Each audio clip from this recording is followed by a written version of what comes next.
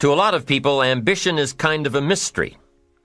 The dictionary says it's an eager desire for distinction, power, or fame. But what does that really mean? Well, let's start with the word eager. All by itself, eager is kind of exciting. Kids are eager for their birthday parties.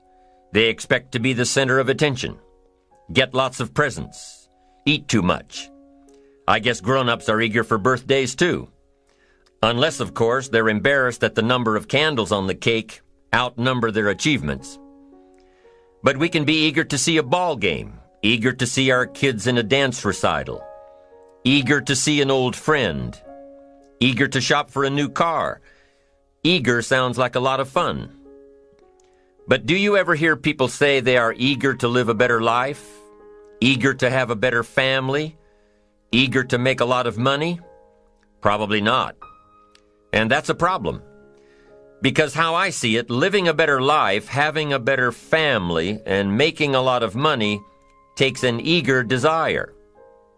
We have the remarkable ability to get exactly what we must have. But there is a difference between wishes and desires. We've all heard people say, "Oh, I wish I could just drop 5 pounds. I want to be a little lighter." And we've probably said it ourselves, especially after a big holiday dinner of turkey and homemade pie and every other thing we can possibly stuff ourselves with in one 8-hour period of time. And even though we may wish we could breathe a little easier in our clothing, we have to have the desire to exercise a little more and eat a little less. The "I wish I could lose weight" has to become, "I have the eager desire to lose weight." I'm also sure you've heard people talk about wishing they had more money to pay the bills, or take a vacation, or just to take a little pressure off of life.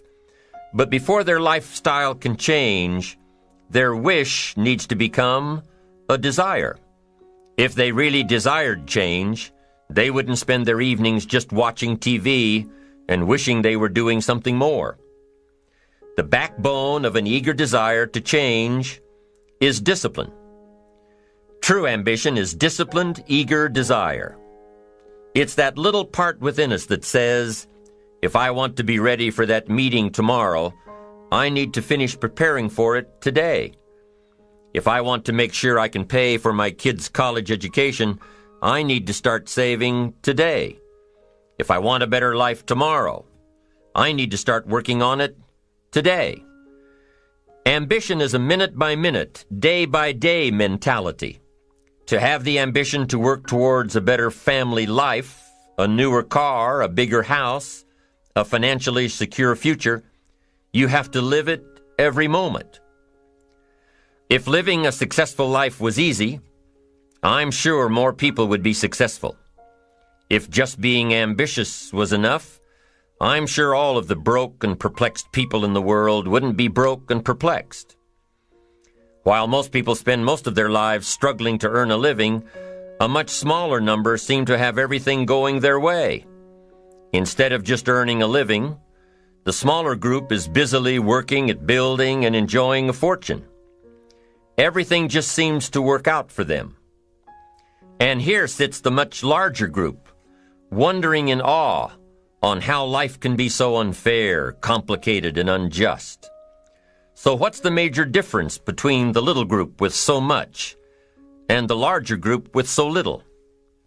Despite all the factors that affect our lives, like the kind of parents we have, the schools we attended, the part of the country we grew up in, none has as much potential power for doing good as the ability to dream. Dreams are a projection of the kind of life we want to lead. Dreams can drive you. Dreams can make you skip over obstacles.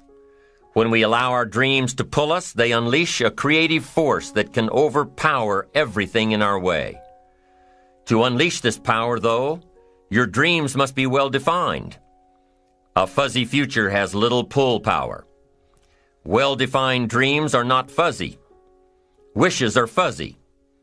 To really achieve your dreams, to really have your future plans pull you, your dreams must be vivid. If you've ever hiked a 14,000-foot peak in the Rocky Mountains, one thought has surely come to mind. How did the settlers of this country do it? How did they get from the East Coast to the West Coast? By foot. Carrying one day's supply of food and water is hard enough. Can you imagine hauling all of your worldly goods with you? Mile after mile, day after day, month after month? These people had dreams, big ones. They had ambition. They didn't focus on the hardship of getting up the mountain. In their minds, they were already on the other side. Their bodies just hadn't gotten them there yet. Despite all of their pains and struggles, births and deaths along the way, those who made it to the other side had a single vision: to reach the land of continuous sunshine and extraordinary wealth. To start over where anything was possible, where everything was possible. Their dreams were stronger than the obstacles in their way. You've got to be a dreamer. You've got to see the future finished in advance. You've got to see California while you're climbing 14,000-foot peaks. You've got to see the finish line while you're running the race. You've got to hear the cheers when you're in the middle of a monster project. And you've got to be willing to put yourself through the paces of doing the uncomfortable until it becomes comfortable. Because that's how you realize your dreams. Our great country was founded with dreams. They've always been important. Dreams are what caused thousands of people to leave their homes and families and start over in a land where anything was possible. To this day, dreams continue to bring people to our land of opportunity. To a country where you can start with little and end up with a lot. To America. Don't you sometimes wonder why so many immigrants who come to America can build a new life and a fortune while many of the people who were born here are barely surviving? They have a dream, a defined goal, ambition. Aside from the pioneers that crossed the prairies and the mountains to reach their vision of hope and future promises, there are other amazing examples of how ambition has shaped America. Take Ben Franklin, for instance. When most people think of Ben Franklin, they remember the kite and the lightning bolt and the discovery of electricity. What a lot of people may not know is that Ben Franklin was one of the first writers to address self-making. When Franklin started Poor Richard's Almanac in 1732, he used the blank spaces between the crop data and the weather information to insert clever bits of moral and practical advice. I'm sure you've heard the saying, fish and company start to stink in 3 days. Well, that was one of hundreds of Ben Franklin's comments on life. Another was, diligence is the mother of good luck. You know, it's amazing how hard-working, smart-working people have all the luck. We sometimes hear of a brand new musical group, an overnight success. They must have been in the right place at the right time, knew the right people, had a friend to help them out. But if you've ever watched an interview with some of these folks, you'll probably hear that their overnight success took several years. Diligence is the mother of good luck. Now, in addition to these witticisms, Ben Franklin gave us 3 principles of success and ambition that have withstood the test of time.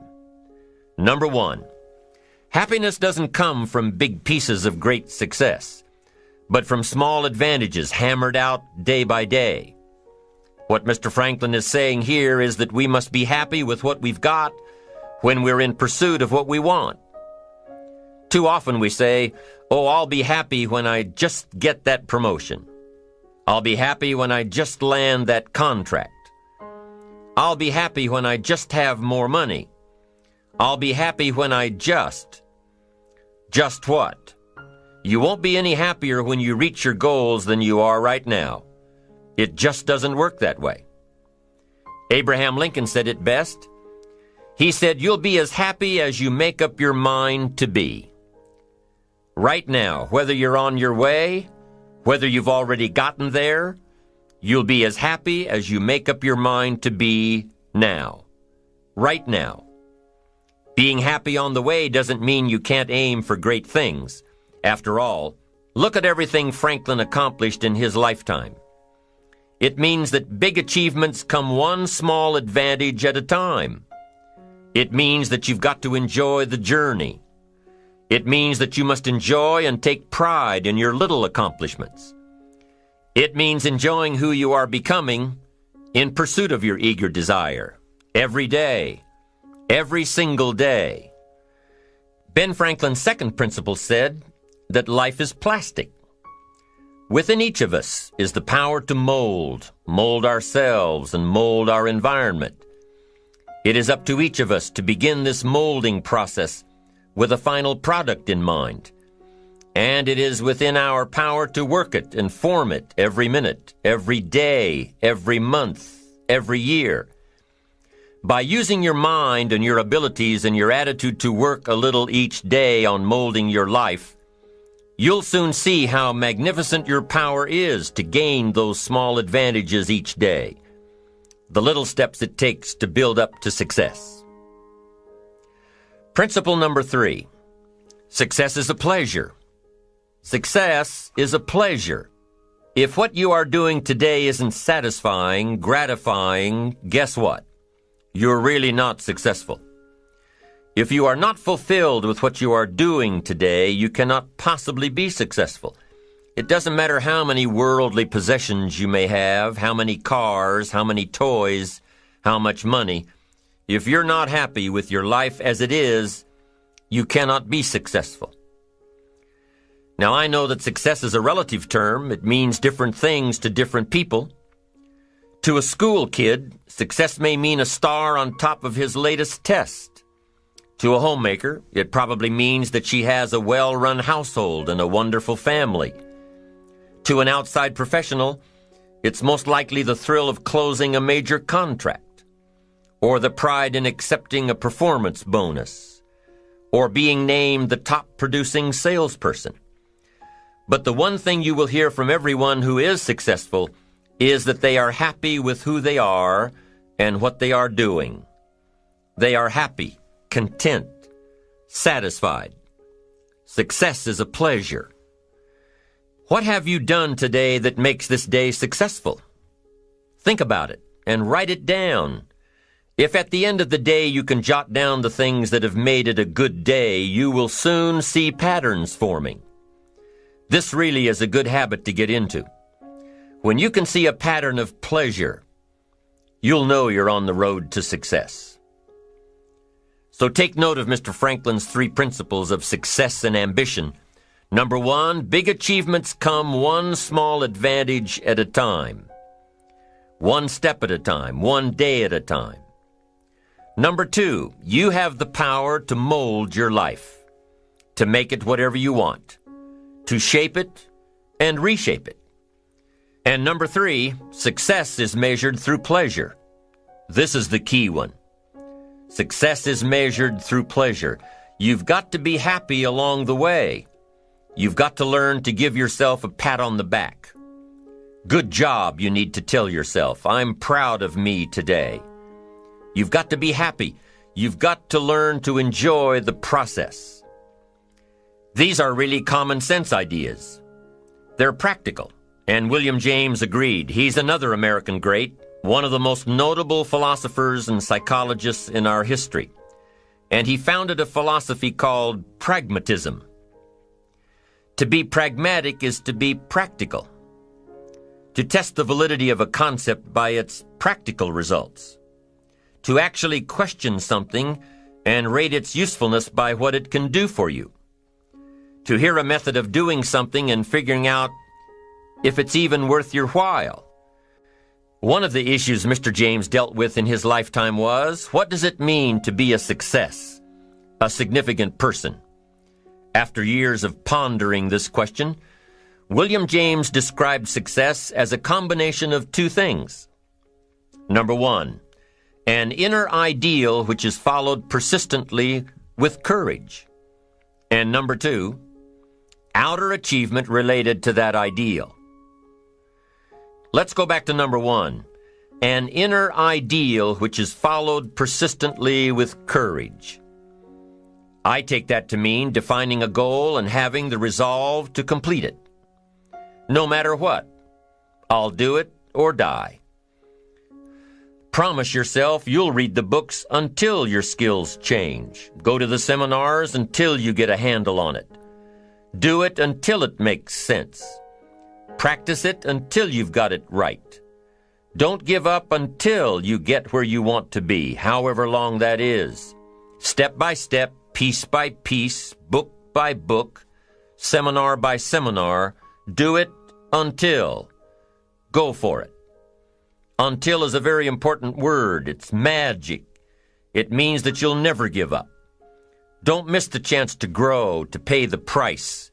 Until you learn, change, grow. You'll discover some of life's great treasures when you pay that price. William James' second part to success dealt with the outer achievement related to that ideal. You need both aspects to really be a success.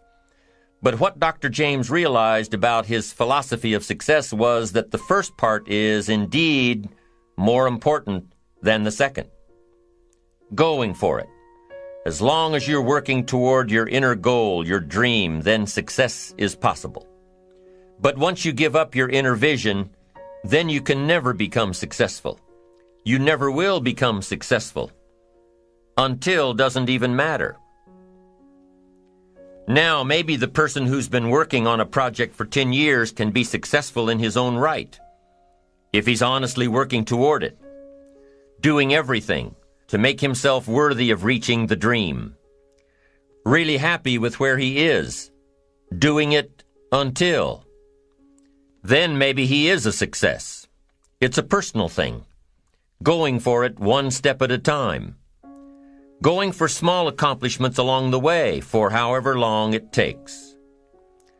So let's think about this for a moment. What outside evidence or results or proof can be seen when you accomplish your goals one step at a time? You'll start to see things change around you, little things, not major things, but little everyday things, things you may not even notice unless you are paying attention. If you're one of those who'd rather stay up late and get up late, only to discover that your workplace doesn't fit your schedule, and you roll out of bed cursing the alarm clock every morning, maybe you could start with the little change of going to bed half an hour earlier than normal. And maybe you'll see, in time of course, you can't train your body overnight, maybe you'll find out that you jump out of bed in a better mood, and that your day will start better, and that you'll get more done, and that the people around you that caused you problems aren't so hard to work with after all. It all starts by making one little change and adding to it every day. You see, you can't change what's going on around you without first changing what's going on within you. Start changing how you look at mornings, and sure enough, people will start changing how they look at you. When you start changing how you think, how you act, how you treat others, how you treat yourself, when you start responding instead of reacting to life, life will start responding to you. I'm telling you that you can do it with your lifestyle. You can do it with your sales career. You can do it with your management career. You can do it with any part of your life. If you are looking for equities unmatched, don't curse the only thing you have, seed and soil, sunshine and rain, miracle and seasons. But start processing things like we're covering in this program, and change will take off for you. You cannot believe what can happen in such a short period of time. So you ask yourself, what small changes can I start making today? Well, you can start in your car on your way to work. If you're sitting on the highway, stop-and-go traffic, moving at about 15 miles per hour tops, look at the guy or the lady sitting next to you and give them a smile, or thumbs up, or even wave. Now, some people might think you're a little strange, but hey, you'll feel better. And tomorrow, when you get into the office, how about a big cheery hello to the people at the front desk? And everyone you see on the way to your office. And when you get home tonight, how about giving your wife or husband and kids big hugs instead of collapsing on the sofa? When you start with the little things that make others happy, improve their day, you'll find that these little things add up to big ones. So what happens when you start taking charge of your own personal happiness, your own life? Do you think that these little things will somehow make a difference in meeting your goals? You bet they will. You can't do it alone. You can't be successful by yourself. It's hard to find a rich hermit, you know. The ambitious person realizes that each of us needs all of us. You all by yourself may have finalized the company's marketing plan, or finished up the sales projections, or even wrote the mission statement for the year to come.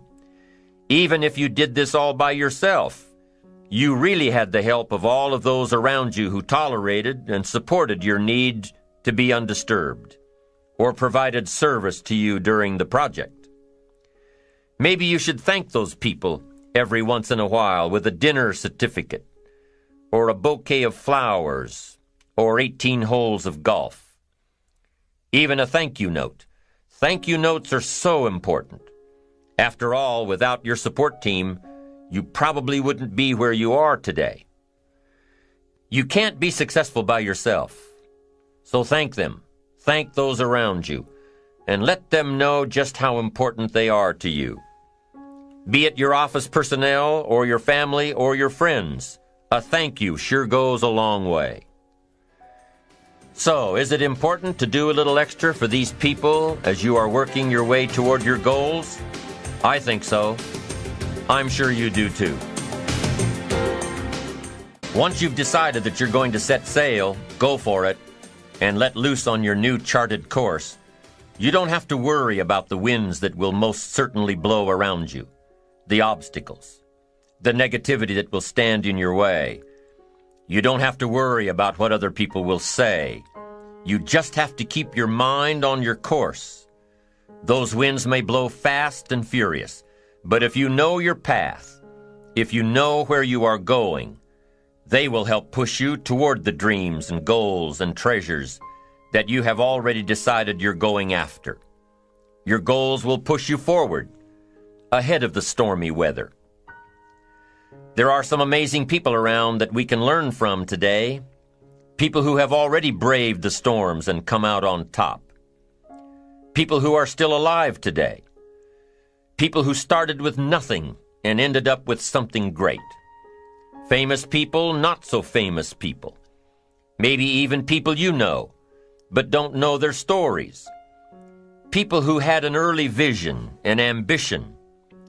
People who turned their focused dreams into the reality of success. One of my friends tells this story about her dad. She thinks he's cheap. She gives him a hard time every time they go to one of those all-you-can-eat places, because he eats all he can eat, until he can't move, until he needs to take something for indigestion. But she knows where he came from, his history, and understands just why he is the way he is. He eats all he can eat because he was raised in an orphanage, a place where you had to grab all you could or you'd be hungry. But the real story behind her father is that he made himself a millionaire with nothing more than a dream. He watched his own father drown when he was 4, was taken away from his mother a few years later and put into an orphanage because he was so bad. Raised by other people, strangers. After growing up in foster homes, he decided to go out on his own. He barely finished high school, but he found a job as a vacuum cleaner salesman. He did well, really well. But the woman he loved didn't want to marry a vacuum cleaner salesman, and he really didn't want to be one, so he went to college, went on to medical school, prospered, really prospered, led a tremendously successful life as a radiologist, and is now retired, goes fishing, rides his Harley. Stories of success are all around us, everywhere. Take the time to talk to these people or read their stories. You might learn something, You might find out that they have already traveled the path you are now on. You know, when most of us think of Jesse Jackson, we think of the political Jesse Jackson. But what most of us don't realize is that before Jesse Jackson went to the streets to gain votes, he went to the ghettos with a message for inner city youth. During his rallies, he would have the street kids repeat after him, "I am somebody." Jesse Jackson's message to these kids was that ambition is a moral imperative. To be a good person, you have to have ambition. You have to try to do something good with your life. You have to try to get out of where you are today or make where you are a better place tomorrow. You have to, or anything else is a waste. Mr. Jackson knew that his contribution to life began with America's youth, where he could make a difference before bad attitudes and bad habits took over for good. He went to make a difference with the disadvantaged youth of America. What an admirable mission. I'm sure you know that the same principles he teaches apply to you. When you get up tomorrow morning and are standing in front of the mirror getting ready for the day, remind yourself that you are somebody, that you are important, and that you can make the changes that will move you closer to your ideal future. Listening to the words of people like Jesse Jackson are of total importance because motivation, lasting motivation, is backed with education. Many of these people have written books on their journeys. These books tell the stories and give the secrets that we can all learn from. Let's say you decided to take a trip, just a short one, maybe for a weekend. Let's say you want to go away to a place you've never been before. Wouldn't you want to find someone who had been there? Ask them a few questions. What's the best way to get there? The safest route? The quickest route? What do I need to bring to be totally prepared? What fun things should I look for on the way? What dangers do I need to avoid? By talking with someone who has already been there, it'll make your trip that much more enjoyable. It's the same thing with life. By listening to those who are farther along in the journey you are interested in taking, and learning from their successes and failures, you just might pick up something that will make your journey that much better. Listening to the stories of others can be motivating, captivating. They can provide that extra push you've been looking for. They can demonstrate what the power of ambition is truly all about. They've been there. Their knowledge is valuable. And when you use that knowledge and motivation to take action, you'll gain momentum. Eventually, you will find that the key to motivation, true motivation, is right there inside you. You won't have to look elsewhere to get pumped up, turned on, charged up. With the right knowledge behind you, you will learn how to motivate yourself. With the right knowledge, you will find yourself becoming inspired on your own, by your own learning, by your own discovering. You won't have to hope that somebody comes along to turn you on in the morning. They might not show up. You'll find that your journey of pursuit is the best alarm clock in the world. Joseph Epstein wrote a book called Ambition. In his book, Epstein defines ambition as the fuel of achievement. He says that everybody has a need for achievement, to do well, to get somewhere in life, to be better, to achieve. Achievement means moving forward. And in order to move forward, you must be motivated, inspired, ambitious. You must have dreams and goals that create ambition, good ambition, positive ambition. Now, ambition does not mean being greedy. It does not mean being selfish. It does not mean getting ahead at the expense of others. Ambition is not greed. Ambition is not avarice, an all-consuming desire for wealth.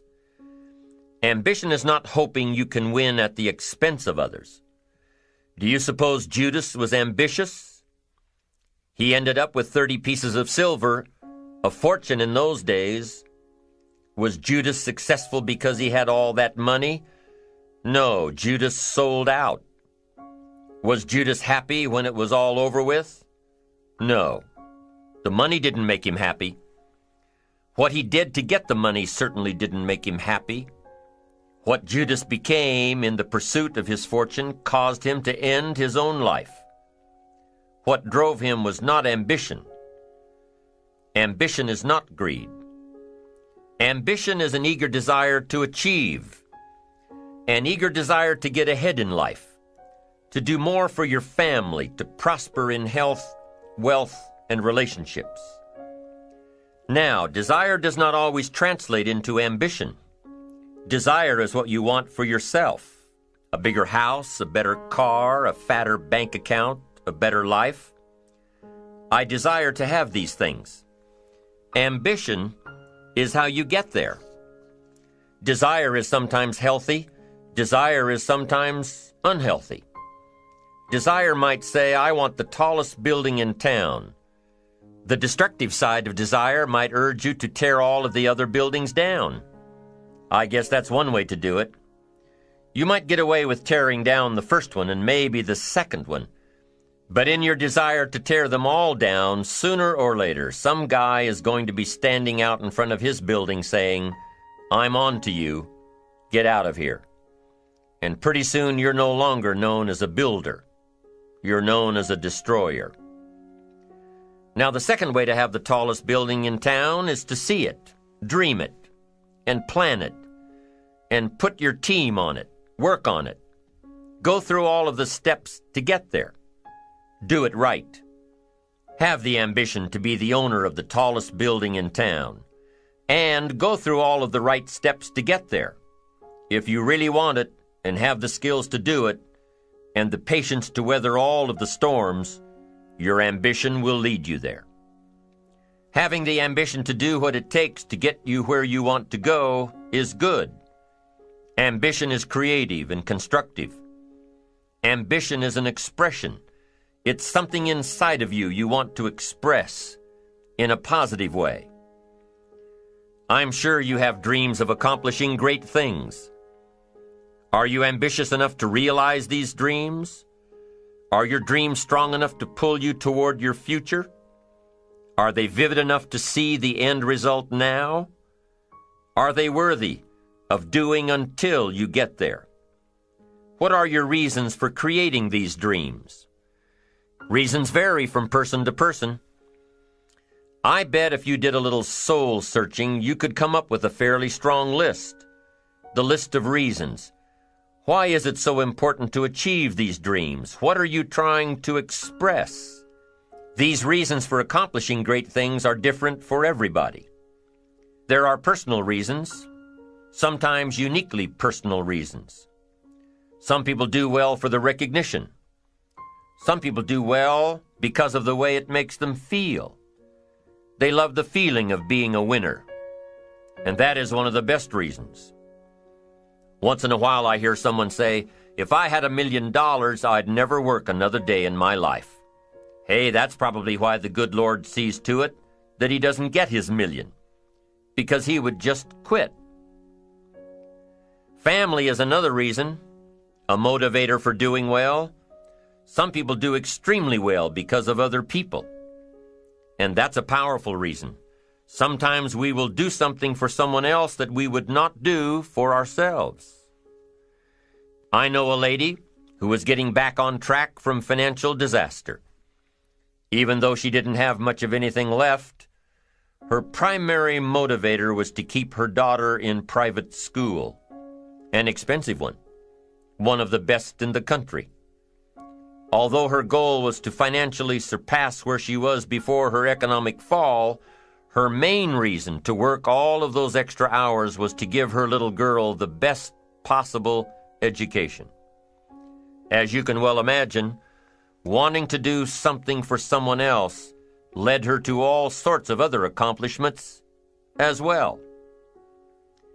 How fortunate are the people who find themselves greatly affected by someone else? It's powerful.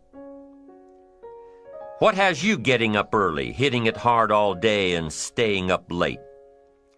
What has you inspired? What are your reasons for doing well? What's at the core of your quest?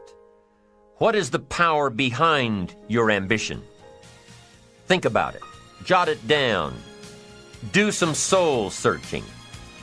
Define your reasons so they will work better for you. So now we have determined that it's in your best self-interest to be ambitious. Self-interest, self-preservation. As human beings, we can't help but be interested in our own self-preservation. We can't help but be self-interested. It's one of the strongest urges we have. Interested in our preservation, interested in our development, interested in our success. There's certainly nothing wrong with self-interest, but here's the clue. Self-interest must be enlightened as to what truly serves us best. When I found out that self-interest was okay, that was a big relief to me. Now, we're not talking about selfish. We're talking about self-interest. Self-interest needs to be educated, enlightened. Self-interest is willing to be benefited by service to others, not at the expense of others. Self-interest at the expense of others starts to be greed, evil, hoping you go up as someone goes down, hoping to attain while someone else loses. I win, you lose. We call that the beginnings of evil, the dark side of our nature, wishing to benefit at the expense of others. Enlightened self-interest wishes to benefit at the service of others. A friend of mine tells this little story about a person she hears from about every 3 months or so. This guy calls to solicit money for food baskets for homeless families. She's happy to give her money to them. She was unfortunately homeless for a short period of time, and she knows the position these people are in. This group is legit. She checked them out. But after the second or third time this guy called, same guy, after the second or third time he called, she started talking to him about other stuff. Turns out this guy is broke, living in a hotel, looking for any construction job he can find. Any job at all. But what's unique about this guy is that he donates 2 or 3 hours a night, every night, to call people and get money to feed the homeless. Every night, from his hotel room. Now, most people would say this guy should use those hours every night to work a second job or a third job. But while he's way down on the ladder of success, he feels it's important to help those less fortunate than he is. He has a roof over his head. He makes enough to feed himself. And my friend says that every time she talks to this guy, every 2 or 3 months, he's doing better. He's digging himself out of debt. He's starting to save money. He thinks he'll be able to move into an apartment in another month or 2. Now, recently an interesting thing happened. My friend was talking with an associate of hers. She's single, lives in a big house, needs to find a handyman to help her out on a regular basis, someone who can build an addition onto her house. So my friend told her about this guy. The only reason this guy ended up being hired was that my friend's associate was touched by his dedication to service, while he, himself, was down and out. Service. Success at the service of others.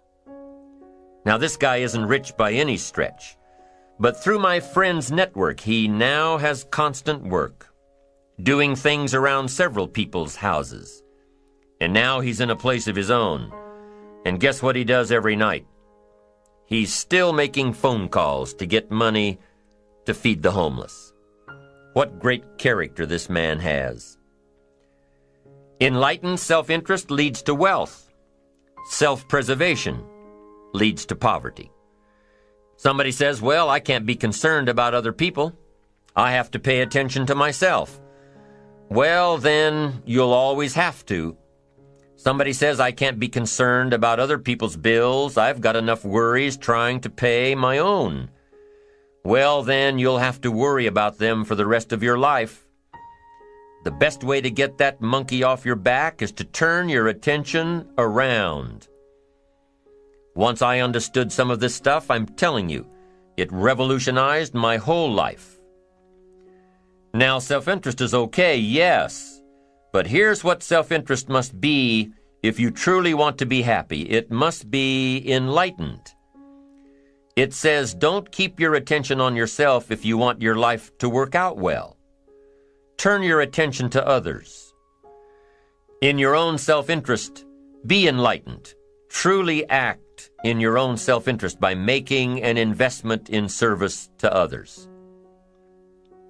Next, if you wish to receive, now there's nothing wrong with wishing to receive, it's part of self-interest. But here's the enlightened part. If you wish to receive, you must give. Some people say, if you give, it's gone. No. Not if you're educated. If you're stupid, yes, it's gone. But if you're enlightened, chances are, if you give, you've invested. And what do we expect an investment to do? Return. Get back what you put out? No. We expect it to return multiplied. Bigger, greater, better. My father taught me way back, son, always do more than what you get paid for. Now, some individuals might argue with that. They'd say, no, you're going to mess up the whole program. I know they're wrong. In my own self-interest, I did what my father taught me, to always do more than I got paid for. Why?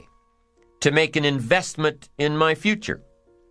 Do more than you get paid for to make an investment in your future, and it's paid off for me. If you're wanting that big promotion, are you going to go up to your boss and say, just give it to me? I'll work harder if you just give me that promotion. No, it doesn't work that way. You've got to do more in your current position so that you get noticed, so you stand out from everybody else. So the boss says, hey, we've got this position opening up, and I think we should give it to Nancy. She does so much more than we expect. Just imagine what she'll do if we give her this promotion. You've got to do more than you're paid for. You've got to. It's an investment in your future. It's one thing to make a sale. I'm telling you, if you make a sale, you'll make a living. If you go beyond making the sale and serve people by keeping in touch, calling them before they call you, writing a thank you note, sales will lead to multiple sales. You can make a fortune if the customer is well taken care of. People who are well taken care of will open doors you can't get through by yourself. All of us have found ways to make a living. What got interesting for me early on was to figure out ways to make a fortune. You'd say, well, Mr. Rohn, how would I deserve to make a fortune? It's easy. Render fortunes of service. People will do things you cannot believe for people who give them good service. Here's one of the greatest gifts you can give anybody, the gift of attention. In return, they will do extraordinary things for your career, take you by the hand, and lead you to more people than you could meet by yourself. Always do more than you get paid for. Next, in enlightened self-interest, life responds to deserve, not need. Life responds to deserve, not need. Life was not designed to give us what we need. Life was designed to give us what we deserve. What we deserve. Once you understand that little life principle in your own self-interest, I'm telling you, it's life-changing. The ancient law does not go like this. If you need, you will reap. No, it doesn't work that way. A lot of people out there are hoping it works that way, but no, it doesn't. The ancient law goes like this. If you plant, you will reap. If you sow, you will reap. Somebody says, well, I really need to reap. Well, then you really need to plant in your own self-interest. Your own self-interest needs to be educated in how to plant. How to do it so everybody wins, because life doesn't respond to need. You can't go to the soil and say, I need a crop. The soil just smiles at you. And here's what the soil says: don't bring me your need, bring me some seed. Bring me some effort, bring me some discipline, bring me some interest, bring me some service. Bring me these things, and I'll return to you multiplied by 2 times, 5 times, 10 times. You can't come with need. You've got to come with seed. You've got to come with willingness. You've got to come with skills. You've got to be willing to learn, willing to change, willing to grow, willing to put yourself out, willing to stand up to the bad weather, willing to pull out the weeds, willing to nurture. That's the only way you get a return. Once you understand these principles, self-interest now truly becomes an exciting challenge, making sure everybody wins. Enlightened self-interest makes sure that everybody wins. Now here's another one. If you want to find, you must search. And if you search, you will find. In order to find, you must search. You must go to church. You must go to the seminar. You must go to the library. You've got to go to the bookstore. You've got to go to the class. You've got to go to the training. You've got to go searching. Why? If you search, you will find. You'll find ideas. You'll find inspiration. You'll find hope. You'll find contacts. But you've got to be out there, on the search, on the look. Life reserves its treasures for those who deserve it, not those who need it. Enlightened self-interest, giving so that you will receive, searching so that you will find, making sure that everybody wins all the way around.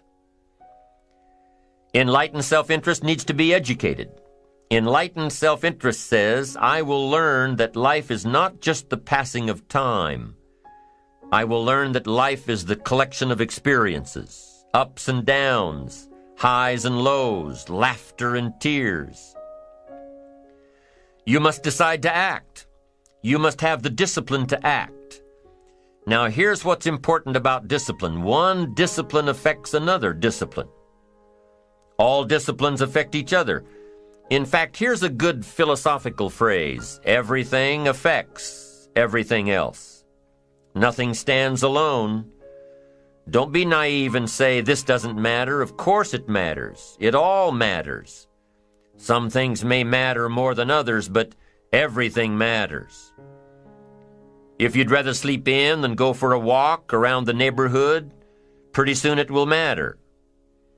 If you'd rather spend your money instead of saving it, pretty soon it will matter. If you'd rather put off a letter to an old friend instead of corresponding regularly, pretty soon it will matter. If you'd rather work late every night instead of going home and spending time with your family, pretty soon it will matter. It all matters. Every letdown affects the rest. If you won't walk around the block, you probably won't eat right. And you probably won't buy the books. And you probably won't attend the seminars. And you probably won't spend your money wisely. And after years of this, it all adds up. So the key to reversing this process is to start picking up the disciplines. It does matter. It all matters. Now, here's the positive side. Every new discipline affects the rest. Every new discipline makes a difference. That's why action is so important. The smallest action, the least action, the action that you won't think will matter, it all matters. Take it. Because when you start accomplishing and the value starts to return, you'll find inspiration to do the next one and the next one and the next one. If you start walking around the block, it'll inspire you to start eating right. You start eating right, it'll inspire you to get a book. You get a book, and it'll inspire you to get a journal. You get a journal and it'll inspire you to develop some skills. Disciplines affect each other. Lack affects the rest of your life. The key is to diminish the lack. One of our greatest temptations is to just ease up a bit, to do just a little bit less than you're capable of, to take a little break. Somebody says, "It'll just affect my sales." No, it'll affect your consciousness. It'll affect your philosophies. It'll affect your home life. It'll affect everything. No, you can't ease up a bit. That's what vacations are for. When you're at work, work. When you're on vacation, rest. Wherever you are, be there. If you think about vacation when you're at work, you'll surely think about work when you're on vacation. You'll just mess it all up. So be disciplined. Get involved. Do all that it takes to get the job done. Get your health back. Get your bank account where it's supposed to be. Get your family in order. Get disciplined, be disciplined every day. When you set up the disciplines that give your life structure, miracles can happen, multiplied. And I'm telling you, anybody who wants to make a drastic change in their income can do it. I was broke at age 25 and a millionaire at age 31. Everything around me was the same. I changed. I refined my philosophy. I read the books. I took the classes. Started looking at life a little differently. I'm telling you, it works.